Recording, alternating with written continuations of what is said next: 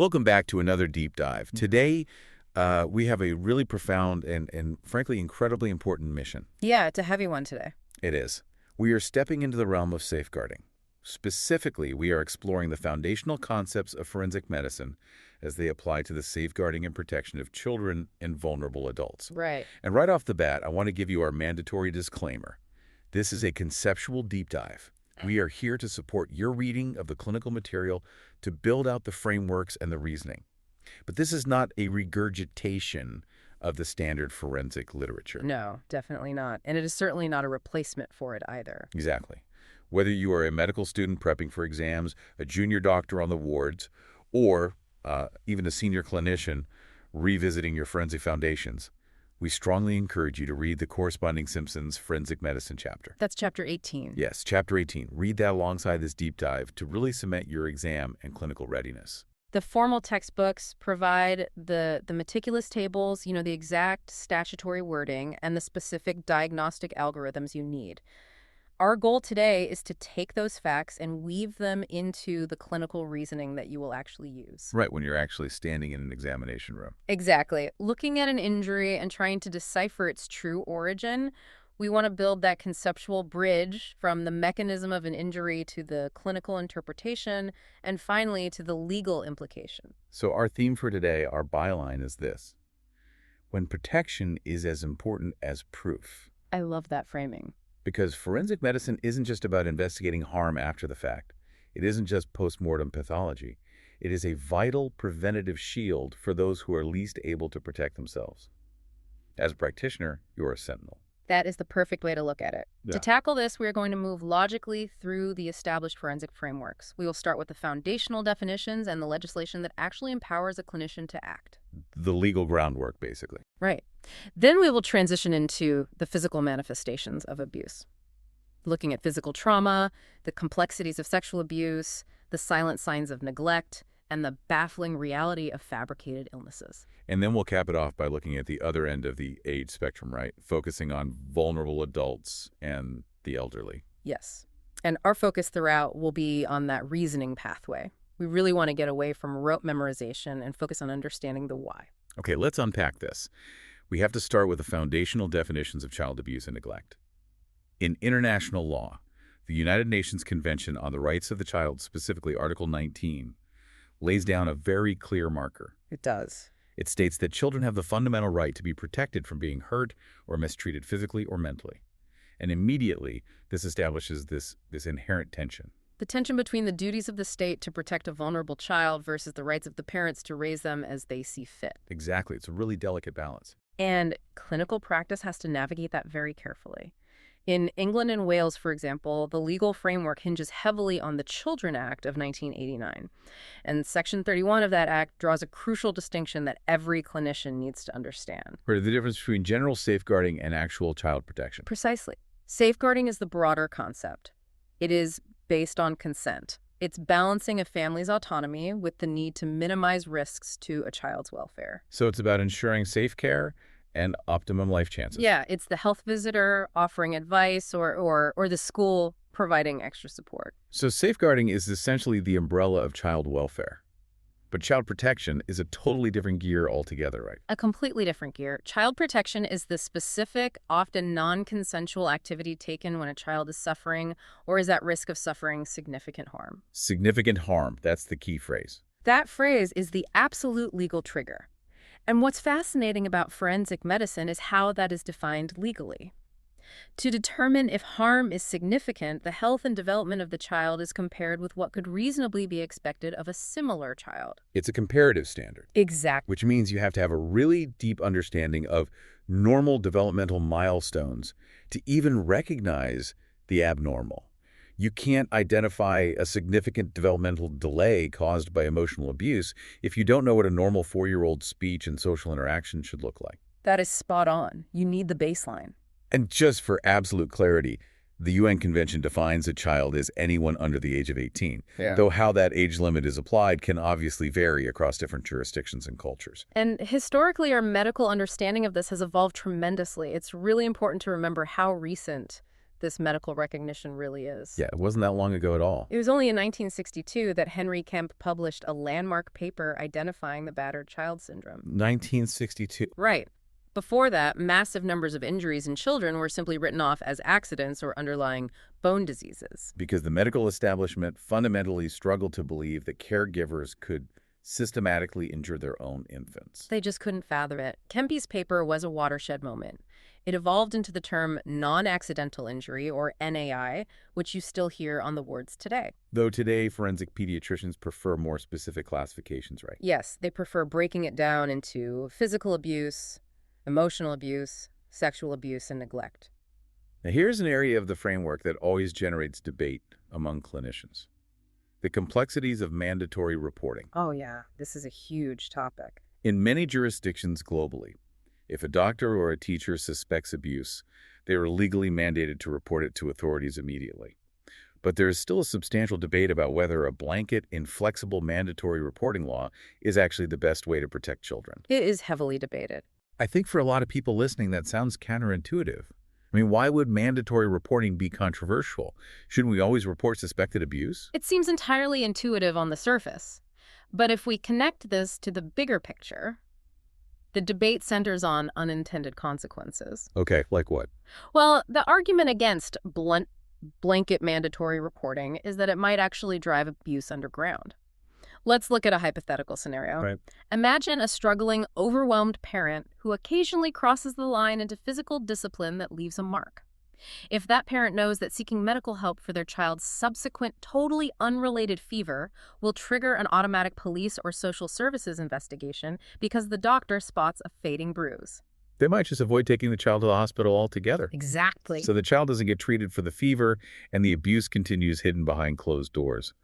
The law, which was intended to protect, accidentally breaks the clinical trust that might have been the only lifeline for that family. That is the exact fear. The challenge for policymakers and clinicians is balancing the immediate, absolute safety of the child with the long-term risk of alienating highly vulnerable families from the healthcare system entirely. It's a nuanced tightrope walk between therapeutic support and forensic intervention. It really is. And we also have to factor in cultural variations. Right, because while things like child sexual abuse or severe physical battering are universally condemned, other practices might not be viewed as abuse in every society. Exactly, like the use of children for labor in agrarian societies or certain traditional healing practices that might leave temporary marks on the skin.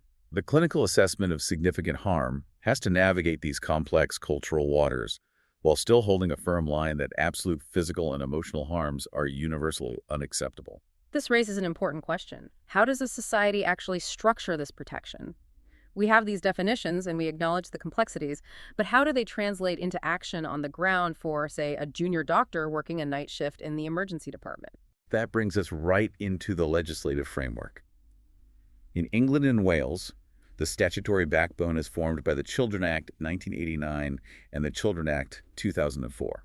And these aren't just legal documents for lawyers. They dictate clinical pathways. So for any clinician, you need to deeply understand two key sections of the 89 Act, Section 17 and Section 47. Think of them as two different doors you can open depending on your clinical assessment.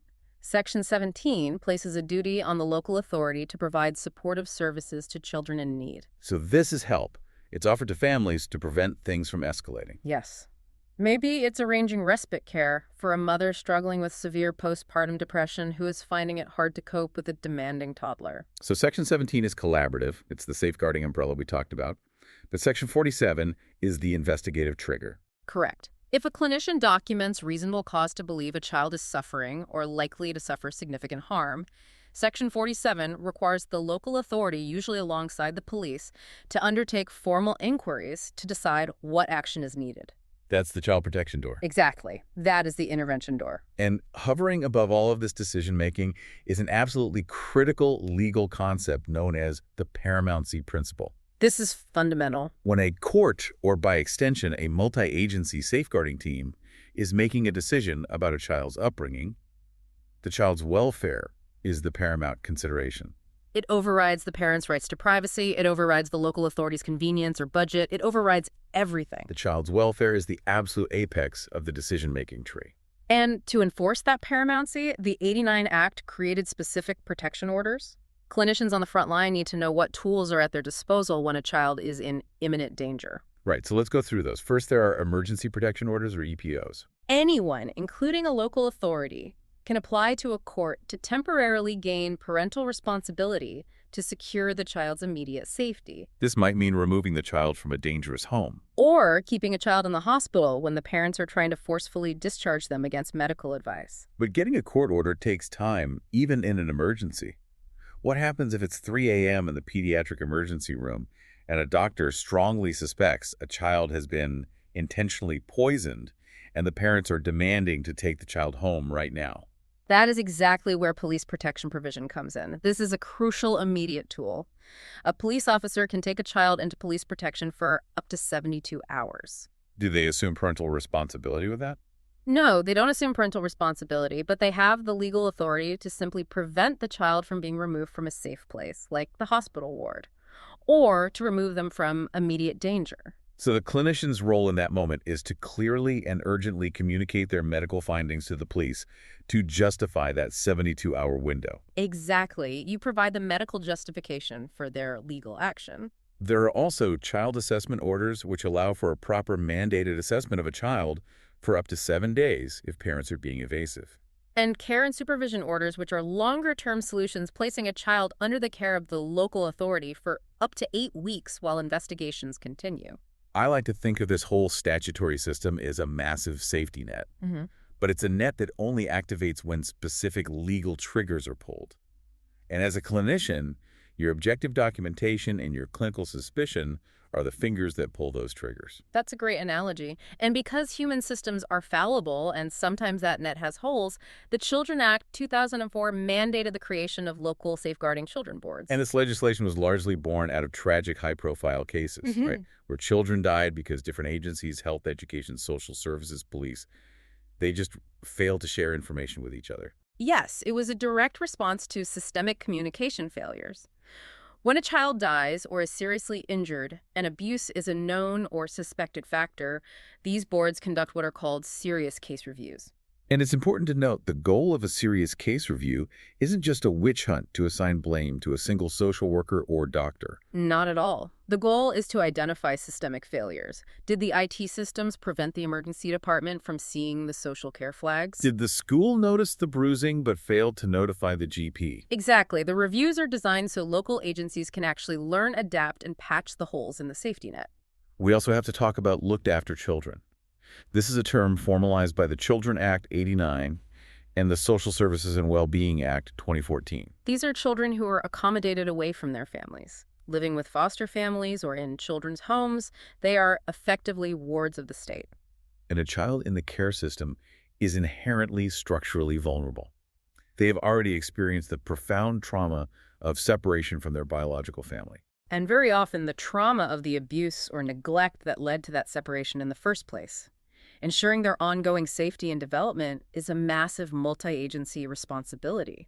Which is why the quality of life for these children is constantly monitored. In the UK, the Children's Commissioner publishes an annual stability index. Right. It measures how stable these children's lives actually are. Because if a child is moved between 5 different foster homes, in 2 years changing schools and doctors every single time, that constant instability is a massive vulnerability in itself. It shatters their ability to form secure attachments. That's a crucial point. Protection isn't just about stopping physical blows. It's about providing an environment where a child can actually develop. So we have the legal framework, the safety net, and the multi-agency structures. Let's pivot to the clinical front line. Let's look at what happens when a clinician is actually examining a child. A physical examination. Exactly. We are moving into physical abuse, and in forensic medicine, the body is treated almost like a canvas of history. Every mark tells a story. But interpreting that canvas requires rigorous objective evidence. It cannot be based on a doctor's gut feeling. Right. We need hard data. Over the past few decades, forensic pediatrics has moved from anecdotal consensus to hard evidence-based data. A prime example of this is the Cardiff Child Protection Systematic Reviews Project, widely known as CORE-INFO. CORE-INFO. Yes. This project systematized the observational literature to create reliable statistical diagnostic indicators for distinguishing accidental injuries from abusive ones. It is the absolute gold standard evidence base. Let's start with the most common finding any clinician will see: bruising. I mean, kids are chaotic. They run, they fall, they bump into coffee tables. How does a clinician look at a bruise and differentiate a normal childhood accident from intentional abuse? It primarily comes down to two factors: the child's motor development and the anatomical zones of the body. Okay, let's break those down. First, motor development. There is a classic clinical maxim: those who don't cruise rarely bruise. Those who don't cruise rarely bruise. I like that. It's very accurate. If you have a pre-mobile infant, say a 3-month-old, who can't even roll over yet, and they have a bruise, that is a massive red flag. Because they can't generate the force. Exactly. They cannot generate the kinetic energy required to bruise themselves. But what about a mobile toddler? A 3-year-old is going to have bruises everywhere. Yes. And that is where we look at anatomical zones. We categorize the body into exposed bony prominences versus protected soft tissue areas. So non-abusive accidental bruises are incredibly common on the shins, the knees, the elbows, and the prominent part of the forehead. Right. These are the parts of the body that naturally strike the ground or furniture when a child trips and falls forward. But abusive bruising has a completely different spatial distribution. The forensic data shows that the odds of a bruise being abusive skyrocket when it's located on the buttocks, the genitalia, the cheeks, the neck, the trunk, the front of the thighs, and the upper arms. Basically the soft protected areas of the body. And fascinatingly, the data specifically highlights the left ear. Why the left ear? That left ear detail is a perfect example of connecting the biomechanics of an assault to the resulting injury. Think about the physical staging of a typical assault. Most of the adult population is right-handed. Right. If an angry right-handed adult is standing facing a child and strikes them in a moment of lost temper, usually with a backhand or an open-handed slap, the swinging arc of that right hand will naturally land on the child's left cheek or left ear. That makes total sense. That specific spatial pattern is highly suspicious. We also look for specific morphological features, petechia, for instance. Petechia are those tiny pinpoint hemorrhages caused by capillary rupture, right? Exactly. In a forensic context, finding petechia on the face neck or in the conjunctiva of the eyes strongly indicates intense pressure. It's often associated with strangulation or asphyxiation. We also look for bruises in clusters, which suggests repeated strikes, or pattern bruises. Pattern bruises are terrifying. Yeah. Because they leave a literal stamp of the weapon. A belt buckle, a shoe tread, or the parallel linear bruises caused by striking a child with a rod or a stick. The biomechanics of that are very specific.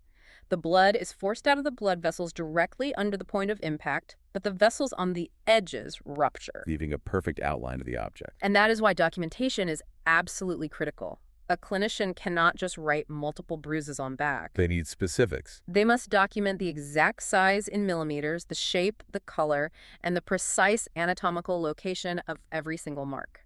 This is ideally done with standardized body diagrams and scaled photography. Why so much detail? Because a year later, when that clinician is sitting in a witness box in a courtroom, those precise details are what will prove or disprove a perpetrator's explanation. The forensic texts often use vivid clinical scenarios to highlight this difference. It contrasts the normal, everyday, varied color shin bruises of a clumsy toddler with a 6-year-old who has bilateral buttock bruising perfectly matching the shape of a wooden kitchen spatula. Or a 7-year-old who presents with severe periorbital bruising, a classic black eye accompanied by a scleral hemorrhage. That's bleeding into the white of the eye. Right. A child doesn't get a scleral hemorrhage from running into a doorframe. That requires the direct, focused, kinetic energy of a punch. Let's move to thermal injuries, because this area of forensic medicine is incredibly stark, and the physics of the injuries often completely betray the false histories given by perpetrators. How do we distinguish an accidental burn from an intentional one? Again, we look at the mechanism and the laws of physics. Accidental scalds usually happen when a child reaches up and pulls a hot beverage like a cup of tea off a counter over themselves. Gravity dictates the pattern there. Exactly. The hot liquid hits the upper body, usually the face, the chest, the reaching arm, and it rapidly cools as it travels down the body. So what you see clinically is a splash pattern. You have irregular asymmetrical margins. The burn is deepest at the initial point of contact on the upper body, and it becomes progressively more superficial as the fluid runs lower. Now contrast that chaotic top-down accidental pattern with the hallmark of an intentional immersion burn. Intentional immersion is horrific, But forensically, it is very distinct. It often involves a caregiver losing their temper during toilet training and forcibly holding the child in dangerously hot bath water. Because the child is lowered in or held down, the burns are on the lowest points of the body, the lower limbs, the buttocks, and the perineum. And if the child is fighting and their hands and feet are held down in the water, you get what is called a glove and stocking distribution. The burns perfectly cover the hands and feet, but stop sharply at the wrists and ankles. Crucially, because the water level in a bathtub is static and the child is held stationary within it, you see clear tide marks. Tide marks? Yes, perfectly symmetrical horizontal upper margins of the burn across the skin. And unlike the splash burn, the depth of the tissue damage is equal throughout the entire submerged area. So if you think about it, a toddler cannot accidentally fall into a bathtub, hold themselves perfectly still with their legs submerged exactly to the mid-calf, and sustain a uniform burn. It's just not physically possible. The biomechanics of the injury prove it was an inflicted immersion. The literature also clearly differentiates contact burns. An accidental contact burn happens when a child briefly touches something hot, like a stove or an iron. Human reflex is incredibly fast. The child pulls away in milliseconds. So an accidental contact burn is usually minor, a quick graze, poorly defined and located on an exploratory part of the body like the palms of the hands. But an abusive contact burn is a forced, prolonged contact. The perpetrator presses a heated object against the child and holds there, overriding the child's withdrawal reflex. This leaves a deep, clearly demarcated scar, often on a protected area like the back or buttocks. You will literally see the precise shape of a heated cutlery handle or the triangular face of a clothing iron branded into the skin. And then there's a detail from the systematic reviews regarding microwave burns that is truly chilling. It highlights how microscopic forensic evidence can definitively prove an unbelievable mechanism. Microwave burns. Sadly, there are documented cases of infants being placed into microwave ovens. The systematic reviews show that microwave burns have a unique histological or microscopic signature. We have to look at how microwaves actually work. They heat matter by agitating water molecules. Right. And different tissues in the human body have different water contents. Exactly. Subcutaneous fat, the layer of fat just under the skin, has a relatively low water content compared to the highly vascularized muscle tissue sitting directly beneath it. So what happens when a limb is exposed to microwave radiation? The radiation passes through the skin and actually spares the fat layer, but it intensely heats and cooks the muscle deep below it. It cooks the limb from the inside out. Yes. And when a pathologist looks at that muscle tissue under a microscope, they see severe thermal coagulation, but with a specific absence of something called nuclear streaming. Nuclear streaming. Nuclear streaming is a cellular distortion you normally see in typical external heat burns. Its absence, combined with deep muscle necrosis while the overlying fat is spared, is a purely mechanistic finding. It definitively proves the limb was exposed to microwave radiation. That is terrifying. Yeah. But it shows exactly why the medical science has to be so precise. It removes the guesswork. It does. Now let's go deeper into the body. We've talked about the skin, the surface canvas. Let's talk about abdominal injuries. The forensic data notes a major age difference here between accidental and non-accidental trauma. It does. The mean age for a child presenting with an abusive abdominal injury is around 3 years old. Conversely, the mean age for a child presenting with a severe accidental abdominal injury, like falling off a bicycle onto the handlebars, is around 7 years old. And here is a massive, incredibly dangerous clinical trap that the forensic literature constantly warns about regarding abdominal trauma. External bruising is frequently absent. I want every junior doctor listening to really absorb this point. If a grown adult is punched in the stomach, you might expect to see a huge bruise develop on their abdominal wall. But a young child's abdominal wall is entirely different. How so? It has very little muscle mass. It is relatively thin and highly pliable. Wait, hold on. If a 3-year-old is punched or kicked in the stomach hard enough to rupture a liver, how is it possible there's no bruise on the skin? Wouldn't a junior doctor just look at a clean, unblemished stomach and assume the child just has a tummy bug and send them home? That is exactly the trap, and it has led to fatal misdiagnoses. Because the child's abdominal wall is so pliable, it doesn't offer much resistance to the blow. Which means the kinetic energy just Passes right through, exactly. The kinetic energy doesn't stop at the skin. It passes straight through the abdominal wall and is entirely absorbed by the internal viscera. The solid organs like the liver and spleen, or the hollow organs like the bowel. So you can have massive catastrophic internal hemorrhage, a lacerated liver, or a torn bowel spilling contents into the peritoneum with an absolutely pristine, unbruised abdomen externally. You cannot rely on a normal surface exam to rule out internal pediatric trauma. The forensic guidelines highlight two specific internal injuries as massive red flags for abuse: duodenal and pancreatic injuries. They are massive red flags because of their anatomical location. Yeah. Yes. The duodenum, the first part of the small intestine, and the pancreas don't sit freely in the front of the abdomen. They sit deep in the retroperitoneum, pinned right in front of the spinal column. So they are protected by everything in front of them and backed by a solid wall of bone. Exactly. To injure the duodenum or the pancreas, you need an incredible amount of focused blunt force. You need enough kinetic energy to compress the abdomen so deeply that those organs are literally crushed against the rigid vertebral column. Accidentally, we really only see that level of focused crush injury in high-velocity trauma, like a child being restrained by a lap belt in a high-speed motor vehicle collision. So if a 3-year-old presents to the emergency room lethargic vomiting with a distended, unbruised abdomen, and the scan shows a duodenal transection, And the parent tells the doctor, oh, he was running and tripped over a plastic toy on the floor, what does the forensic clinician conclude? the clinician concludes that the history is fundamentally incompatible with the anatomy and the physics of the injury.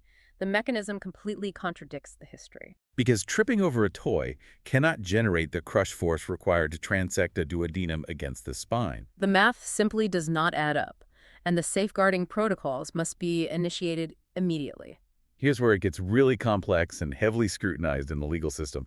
Let's look at spinal and cranial injuries, specifically what is now broadly termed abusive head trauma, or AHT. For a long time, the public and the courts knew this as shaken baby syndrome, but forensic medicine has moved to AHT as a more accurate, encompassing term. The terminology shift is important because AHT encompasses injuries caused by shaking, but also blunt impact or a combination of both. It's an extremely controversial area because defense attorneys globally challenge the biomechanical forces required to cause these injuries. But the core NFO systematic reviews give us incredibly hard, robust data regarding intracranial hemorrhages. Let's break down the types of bleeding in the brain. The major distinction is between a subdural hemorrhage and an extradural hemorrhage. Let's start with subdural hemorrhage, or SDH. This is bleeding between the dura mater and the arachnoid membrane of the brain. The forensic data shows that SDH in infants is highly associated with abuse. What do these bleeds look like? These bleeds are typically multiple. They are thin and they are bilateral, occurring on both sides of the brain. Why does shaking cause a subdural bleed? It's all about rotational acceleration-deceleration forces. An infant has a relatively large, heavy head and very weak neck muscles. Right. If an infant is violently shaken, the head snaps back and forth, rotating on the cervical spine. The brain, essentially floating in cerebrospinal fluid, lags slightly behind the movement of the skull. This creates immense shearing forces. Exactly. These shearing forces stretch and ultimately tear the delicate bridging veins that run from the surface of the brain to the dura mater. When those veins tear, you get a subdural hemorrhage. And the data shows that extradural hemorrhage, EDH, has a completely different association. Yes, extradural hemorrhage bleeding between the skull bone and the dura mater is strongly associated with non-abusive accidental trauma. Because the mechanism is different. It's not about rotational shaking. Exactly. And EDH is almost always the result of a direct focal impact. A toddler falls off a swing or falls out of a grocery cart, and their head strikes a hard surface like concrete. That direct impact fractured the temporal bone of the skull. And as the bone fractures, it lacerates the middle meningeal artery that runs right underneath it. The high-pressure arterial bleeding pushes the dura away from the skull, creating a localized, often lens-shaped extradural bleed. It is a completely different mechanism.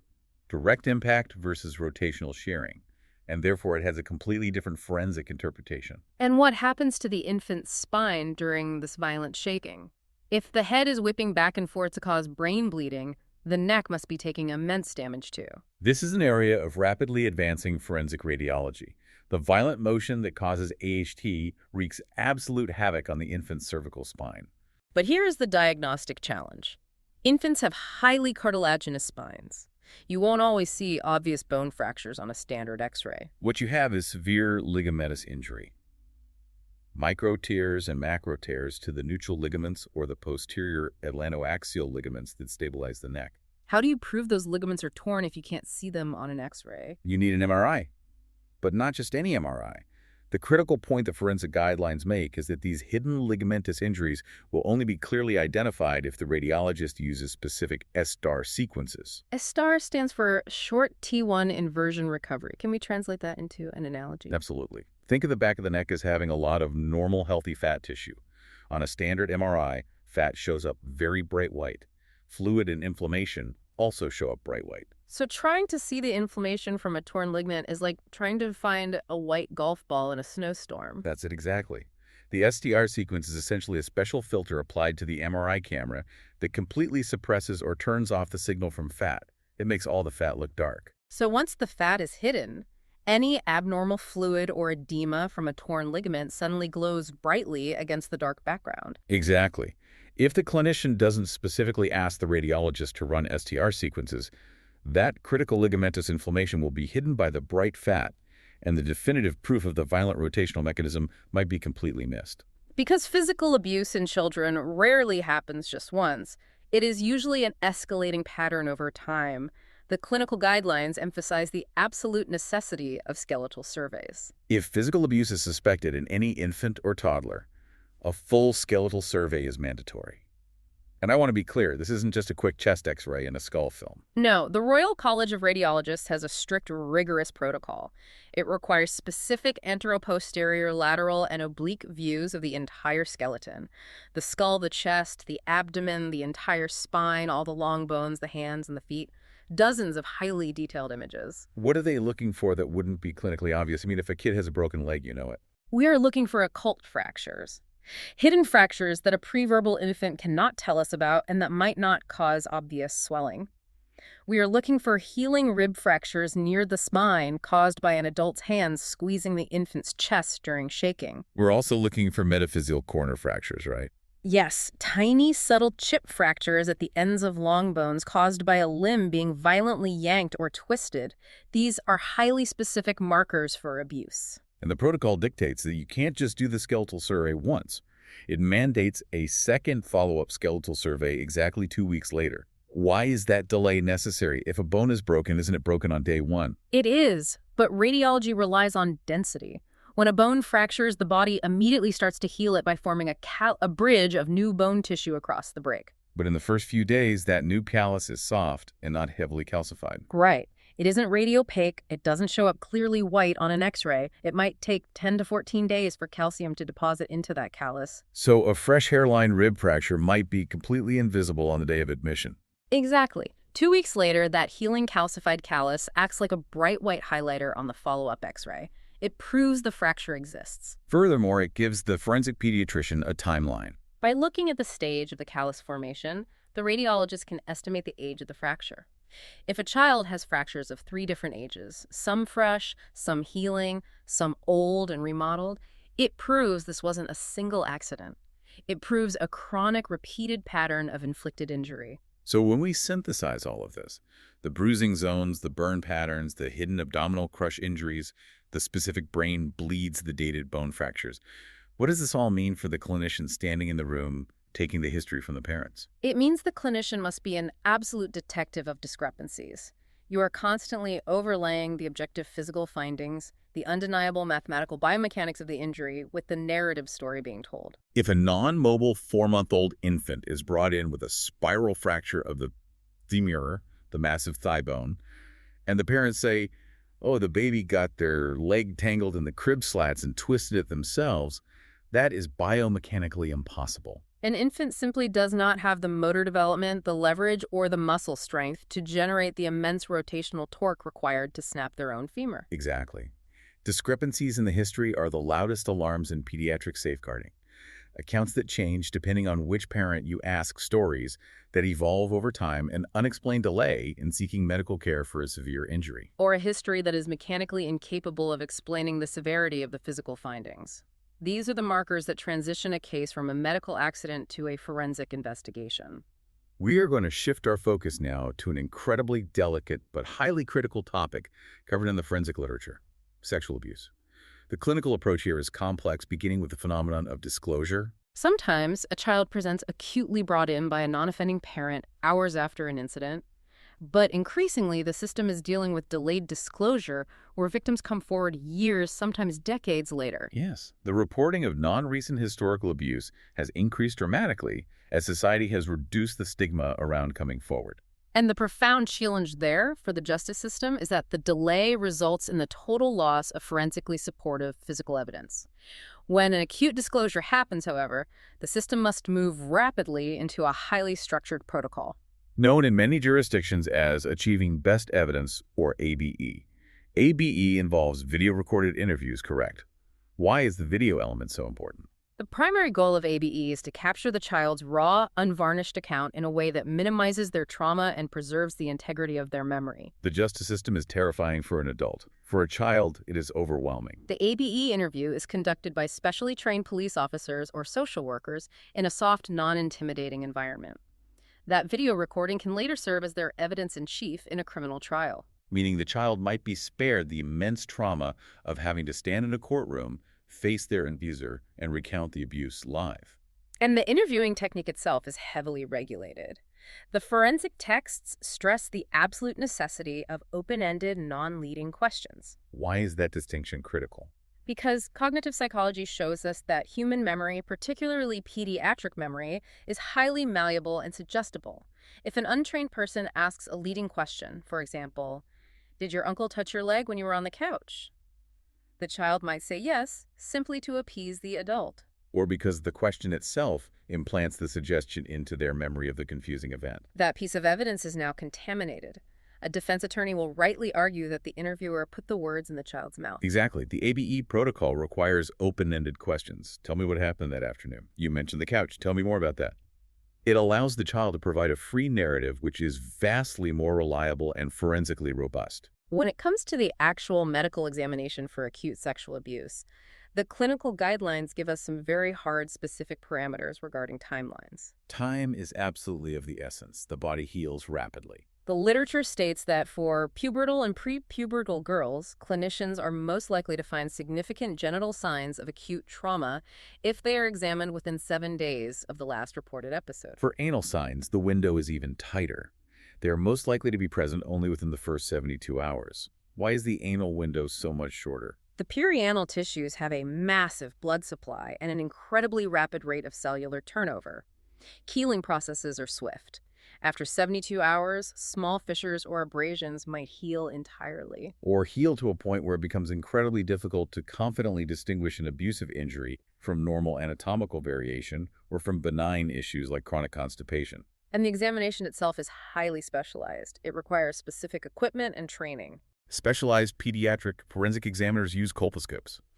These are specialized binocular microscopes with a bright light to magnify the delicate tissues up to 30 times normal size and capture high-resolution secure photography. They use specific gentle examination positions, for example, the supine frog leg position or sometimes the prone knee chest position. Why those specific positions? Because they naturally separate the tissues and allow the clinician to properly visualize the hymen and perianal structures without having to manually retract the tissues. Which can be painful, traumatizing, and could potentially distort the anatomy they're trying to assess. The clinical text outlines specific morphological features examiners are looking for. Things like acute hymenal transections, tears that go completely through the tissue, or clefts that reach all the way to the base of the hymen. They look for reflex, anal dilatation, or specific patterns of bruising and lacerations. But here is a critical reality, a massive medical legal point that every single forensic expert drives home. The vast majority of abused children will have absolutely no physical abnormalities on examination. This point cannot be overstated, and it is frequently misunderstood by juries and even legal professionals. An absence of physical signs does absolutely not mean the abuse did not happen. It does not invalidate the child's disclosure. How is that possible? If abuse occurred, shouldn't there be a mark? Not necessarily. First, tissues heal fast, as we discussed. Second, many abusive acts like fondling or digital penetration do not generate enough friction or force to leave lasting physical macroscopic trauma. Third, the anatomy, particularly the hymenal tissue, is highly elastic in young children and can accommodate significant stretching without tearing. The physical exam is just one piece of a much larger puzzle. A completely normal physical exam is a frequent, common, and entirely expected finding in confirmed, legally proven cases of sexual abuse. The logistics of these exams are incredibly complex, particularly when a child presents with a severe acute injury. The protocols often mandate a joint examination by a pediatric surgeon or gynecologist alongside a forensic physician. It is a profound ethical and clinical balancing act. You have a highly traumatized child in front of you. On one hand, you have immediate therapeutic needs. Perhaps the child has a severe laceration that requires surgical repair and hemostasis under general anesthesia in the operating theater. On the other hand, you have critical forensic needs. Securing DNA swabs, documenting the injuries with a colposcope for the courts. You can't just fix the injury and throw away the evidence. But you also can't force a traumatized child to undergo a prolonged forensic exam while they are bleeding and awake. Precisely. The clinicians have to seamlessly merge these pathways. The protocol is that if the child is going under general anesthesia for surgical repair, that is the exact moment the forensic examiner steps in to gather the evidence. You take the DNA swabs, you take the scaled photographs, you document the architecture of the injury while the child is safely asleep. You gather the rigorous forensic proof without subjecting the child to a second, highly invasive, terrifying examination while they are awake. The goal is to maximize evidence while fiercely protecting the child from further iatrogenic trauma. We've spent a lot of time discussing physical and sexual abuse, which involve active inflicted harm, but the forensic literature pivots to a type of abuse that is characterized by the absence of action, a type of abuse that leaves a profound, invisible mark: neglect and emotional abuse. And this is where the broader public health concept of adverse childhood experiences, or ACEs, becomes incredibly relevant. Neglect isn't just missing a single meal because a parent forgot to go to the store. No, it is the persistent, chronic, severe failure to meet a child's basic physical or psychological needs. It is a chronic deprivation of a safe environment that fundamentally impairs the child's physical and neurocognitive development. The clinical guidelines list signs that a pediatrician or a GP might spot during a routine assessment. It's not always obvious. It might be a persistently unkempt, filthy appearance. It might be inappropriate social skills for their age. Like an older child who is completely unable to use a knife and fork, or who shows indiscriminate clinging affection to complete strangers because they are starved for attachment. Or physically, a child who is falling completely off their growth centiles on their charts, displaying what we term failure to thrive. If we connect this clinical presentation to the bigger picture, the long-term research on ACEs is staggering. Early chronic emotional abuse and severe neglect don't just result in sad childhoods. They literally rewrite the child's developing neurobiology. The chronic stress alters the hypothalamic pituitary adrenal axis. And that biological alteration has massive long-term consequences. Staggering consequences. High ACE scores correlate heavily with massive public health outcomes later in adult life. Drastically increased rates of non-suicidal injurious behavior, severe substance misuse disorders, chronic cardiovascular diseases. And a tragic, statistically proven cycle where victims are at a significantly higher risk of becoming perpetrators themselves or being re-victimized in abusive relationships in adulthood. The public health burden, the lifelong cost of childhood neglect, is practically incalculable. And within this realm of profound psychological complexity, the forensic literature introduces one of the most baffling and disturbing forms of child abuse: fabricated or induced illness, or FII. For a long time, the medical community and the public knew this by the term Munchausen syndrome by proxy. FII is arguably one of the most challenging diagnoses in all of pediatrics.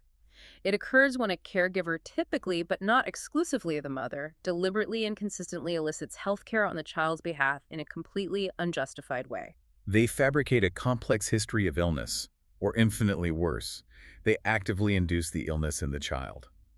The methods documented in the case literature are terrifying.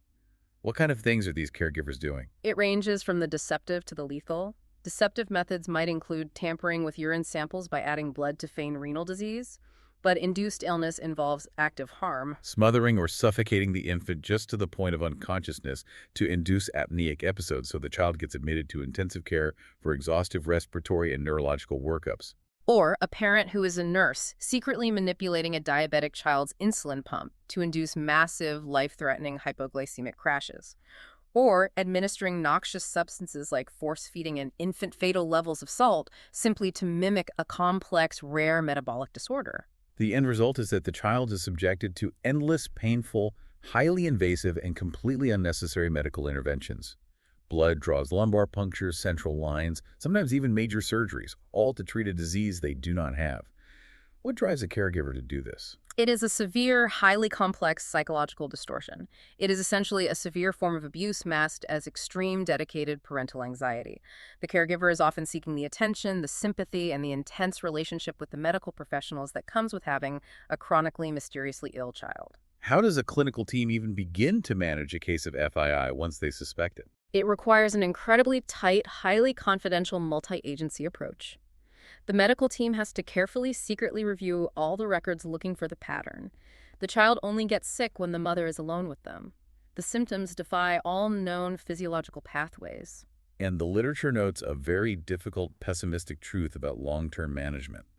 Treating FII and keeping the child safe relies almost entirely on the perpetrator's capacity to eventually acknowledge their abusive behavior and collaborate genuinely with psychiatric and social agencies. If they cannot or will not acknowledge what they are doing, the risk to the child's life is so extreme that the only viable safeguarding option is the complete permanent removal of the child from that caregiver's custody. It is a heavy realization. Every missed episode of abuse, whether it's an unseen, subtle fracture, an unrecognized pattern of developmental neglect, or a fabricated symptom, has the potential for a fatal outcome. Which is exactly why the forensic practitioner, the pediatrician, the ED doc, they must all remain vigilant sentinels.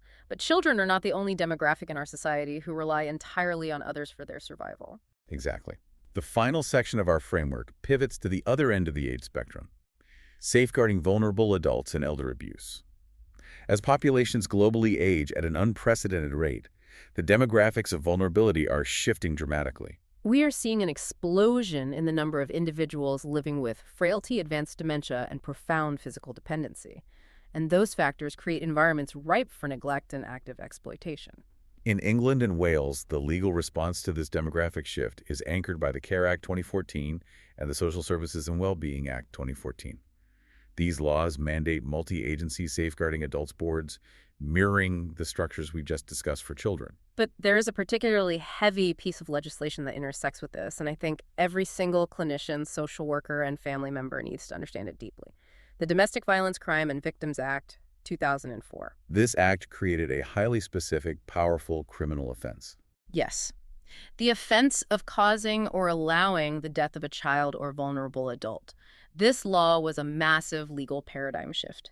Historically, if a vulnerable person died of neglect or abuse in a home with multiple caregivers and everyone blamed each other, it was incredibly difficult to secure a manslaughter conviction. You couldn't prove who struck the fatal blow or withheld the food. But this 2004 Act changes the requirement of proof. It doesn't just prosecute the specific person who committed the fatal act. It applies criminal liability to any member of the household who had frequent contact with the victim, who ought to have been aware of the significant risk of serious physical harm, and who failed to take reasonable steps to protect the dependent person. So let's put that in a real-world context. If you live in a house where your vulnerable, bed-bound elderly mother is being systematically starved to death by your brother who is her primary carer, and you simply stay in your room, ignore it, and do nothing to stop it or report it to Adult Protective Services, you can be criminally prosecuted for allowing her death. Precisely. It legally enforces a societal duty to protect those who share your home. You cannot look the other way. The statistics on elder abuse provided by organizations like the World Health Organization are staggering and depressing. We are looking at a domestic abuse rate of 4 to 6% among the elderly. That translates to at least 4 million people over the age of 60 in Europe experiencing abuse every single year. And that includes around 2,500 homicides. Furthermore, the forensic data specifically notes that rates of abuse and profound neglect in nursing and residential care homes are exceptionally high. To combat this, clinicians must understand the risk factors. We evaluate risk on two fronts: the victim's profile and the perpetrator's profile. On the victim side, the risks include advanced age, specifically over 74, being female, having high physical dependence for basic activities of daily living, or suffering from cognitive impairments like Alzheimer's or vascular dementia. A patient with dementia who cannot remember what happened 10 minutes ago is a prime target for abuse because they cannot testify against their abuser. But we also have to look closely at the perpetrator's profile. Who abuses the elderly? It is rarely a stranger. It is usually a family member or a hired caregiver. The abuse often stems from severe caregiver burnout. Caring for someone with advanced dementia 24/7 is incredibly exhausting. If that caregiver has untreated depression or a substance abuse disorder, the risk of them snapping and using physical violence increases exponentially. We also see high rates of financial exploitation in situations where the adult child is financially dependent on the vulnerable elder, perhaps draining their pension or changing their will through coercion. The clinical literature often anchors this grim reality with incredibly haunting case studies to remind professionals of what happens when the system fails. Two scenarios always stand out to me. First, the case of a 19-year-old male who died of severe, profound malnutrition due to familial neglect. Because he had severe learning disabilities, he was legally a vulnerable adult, completely dependent. Yet he was allowed to simply waste away to a skeletal state in his own home, surrounded by his family. And the second scenario, often cited, is a woman in her mid-40s with chronic severe mental illness. She lived with her family, yet she was discovered with a massive, bone-deep sacral pressure sore entirely contaminated with feces. Let's talk about the biomechanics of a pressure sore, or the decubitus ulcer, because it isn't just a rash. A stage 4 pressure sore is a catastrophic medical event. It occurs when a person is left lying in the exact same position for hours and days. The weight of their body compresses the skin and tissue between their bones, like the sacrum at the base of the spine and the mattress. This pressure completely cuts off the blood supply, the tissue becomes ischemic, it dies, and it rots away, eventually exposing the underlying muscle and bone. So a pressure sore of that massive magnitude with fecal contamination doesn't happen overnight. Absolutely not. It is the undeniable physical result of weeks or months of profound, agonizing neglect. It means an immobile person was left lying in their own waste, completely ignored by the people whose legal and moral duty it was to care for them.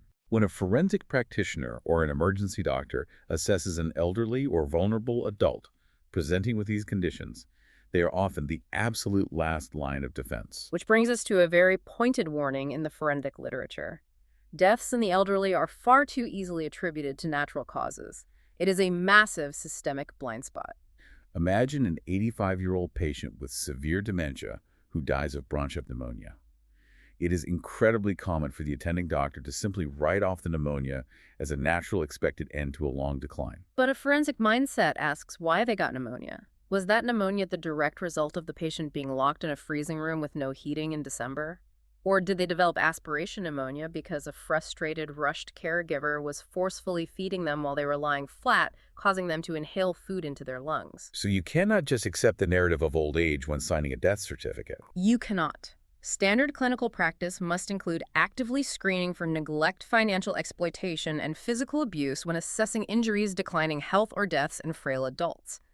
You have to strip the patient, look at their skin, check their weight charts, and question the caregivers with the exact same rigorous scrutiny you would apply to the parents of a bruised toddler. Okay, we have covered an immense amount of heavy, highly complex clinical and legal material. Let's transition into the high-yield exam prep phase of this deep dive. The rapid recall. Let's lock this knowledge in. I'm going to fire off some rapid single best answer prompts based strictly on the forensic science we just unpacked. We'll pause briefly after each question so you can test your recall, and then we will explain exactly why the answer is what it is. Ready? Ready. Let's do it. Prompt 1. A 3-year-old child presents to the emergency department, lethargic and vomiting. A CT scan reveals a severe duodenal transection. The caregiver states the child was running and tripped, falling belly first onto a large plastic toy block. Based on the biomechanics of abdominal pediatric trauma, what is the most likely interpretation of this injury? Take a second. The answer is this injury is highly suspicious for non-accidental inflicted injury. Why? Because the duodenum is a retroperitoneal organ protected by the spine. To transect it, you need immense focused crush force, like a severe punch or kick that compresses the abdomen entirely against the vertebral column. The history of a simple fall onto a toy is biomechanically insufficient to cause this specific deep tissue crush injury. Reference the physical abuse abdominal injury section for this. Prompt 2. During a mandatory skeletal survey for suspected physical abuse, a 2-year-old mobile toddler is found to have multiple bruises of varying colors. Which of the following anatomical locations is considered a typical expected site for accidental bruising in a child of this developmental stage? Is it the buttocks, the left cheek, the front of the shins, or the neck? Take a second. The answer is the front of the shins. Mobile toddlers frequently fall forward and strike their bony prominences. Bruises on the shins, knees, elbows, and forehead are typical of everyday accidents. Conversely, bruises on protected or soft tissue zones like the buttocks, neck, or specifically the left cheek, which often indicates a slap from a right-handed adult, are highly suspicious for abuse. Reference the physical abuse bruising section. Prompt 3. A 4-month-old infant is suspected of experiencing abusive head trauma or AHT following an episode of violent shaking. Which type of intracranial hemorrhage is most strongly associated with the rotational acceleration-deceleration shearing forces of this specific abusive mechanism? Take a second. The answer is subdural hemorrhage, or SDH. The violent rotational forces of shaking tear the delicate bridging veins that run between the brain and the dura mater, causing a subdural bleed. Remember, an extradural hemorrhage, or EDH, is typically caused by a direct focal impact, fracturing the skull and lacerating an artery, which is a different mechanism entirely. Reference the physical abusive head trauma section. Prompt 4. A 14-month-old presents with a severe scald injury to both feet and lower legs. The burn exhibits a clear symmetrical horizontal upper margin across both calves, and the depth of the tissue damage is uniform throughout the burn area. What mechanism does this specific pattern strongly suggest? Take a second. The answer is intentional immersion. The symmetrical horizontal line is a tide mark indicating the child was held stationary in a static body of hot liquid like a bathtub. The uniform depth confirms prolonged, consistent exposure. An accidental spill, like pulling down a cup of tea, would present as an asymmetrical splash pattern, deepest at the top and more superficial as the liquid runs down and cools. Reference the physical epidermal injury section. Prompt 5. A multi-agency team is reviewing the death of a 22-year-old woman with profound learning disabilities who died of severe malnutrition in a home she shared with her mother and an older sibling. Under the Domestic Violence Crime and Victims Act 2004, what specific criminal offense addresses the failure of the older sibling to intervene or seek help? Take a second. The answer is causing or allowing the death of a child or vulnerable adult. This specific legislation imposes a legal duty on household members to take reasonable steps to protect a vulnerable dependent from serious physical harm, making passive complicity or willful ignorance a prosecutable offense. Reference the Safeguarding Vulnerable Adult section. Prompt 6. When examining a child for acute anal abuse, within what time frame are physical signs most likely to be present? Take a second. The answer is within the first 72 hours. The perianal tissues heal extremely rapidly due to high vascularity and cellular turnover. Examinations outside this window may yield no physical signs even if abuse occurred. Reference the sexual abuse section.